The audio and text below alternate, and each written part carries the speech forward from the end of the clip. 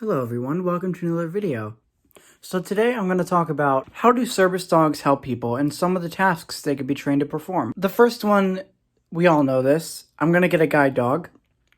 Dogs like these can be trained to guide the blind or visually impaired. Don't have my dog yet, but more updates will be coming soon.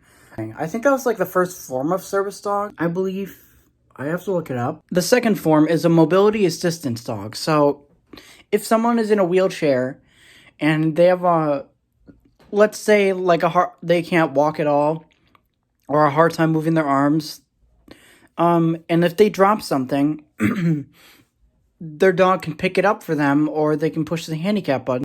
I have a good friend of mine who has a mobility assistance service dog, and she, her dog helps her push the handicap button to pick up stuff for her and helps her like get up if she falls.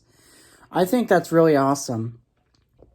She's a really good friend of mine, yeah. But another one is a Diabetic Alert Dog. So diabetes, like with type 1 or type 2 diabetes, like we have all this amazing medical technology now. It's so much further advanced. The reason why some people would choose to get a Diabetic Alert Dog or feel like that would benefit them in some way or another is because the dog can detect their blood sugar getting higher or lower a certain amount of minutes before their blood sugar monitor alerts them. So that way they can check the blood sugar, like they can smell or sense your blood sugar getting high or low. They would either like every Diabetic Alert dog that's trained with their owner is completely different. What I've seen is that the dog would paw at them or nudge them with their nose, stuff like that.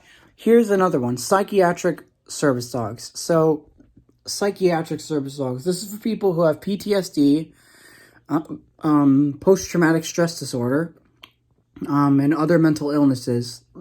And some of you may be thinking, oh, maybe anxiety. Well, yeah, that's true, but if someone has anxiety, it has to be disabling to them to the point where it stops them from functioning in everyday life. That's when they would probably need a service dog. That's going to be like their last resort if like medication doesn't work or stuff like that. And what else? This one is kind of a controversial topic, but I'm going to bring this up.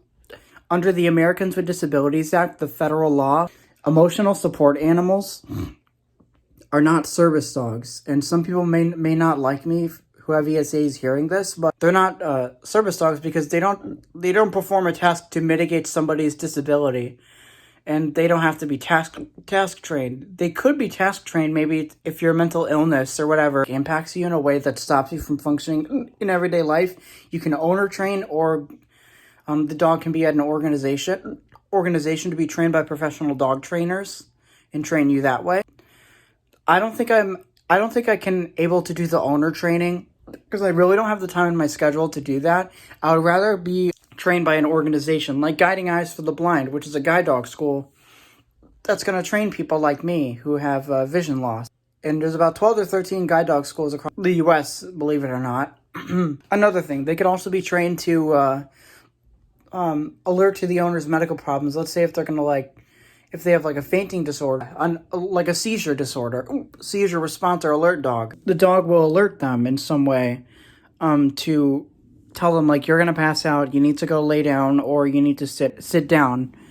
Because if that person goes into a seizure and someone distracts the dog, oh, I just got some email. That person's responsible for distracting the dog because that dog has a job to do to keep the owner safe. And same with me, when I get my service dog, I'll have to constantly tell people who want to pet my dog, like, I'm sorry, you can't pet him right now, he's working. I know, it's tough. It's just important that you please don't distract the service dog, because I know it's hard, and I know that a lot of us do love dogs. I do too, but the best thing you can do, and I taught myself this when I first learned what service dogs do and why they can't be distracted, is that I ignored the dog and just speak to the owner instead. But always ask. I feel like that's the best way to do it. I always ask too. I hope you learned something new from this about service dogs and how they could be task trained to help people. Comment, like, and subscribe, and see you guys in the next video. Bye!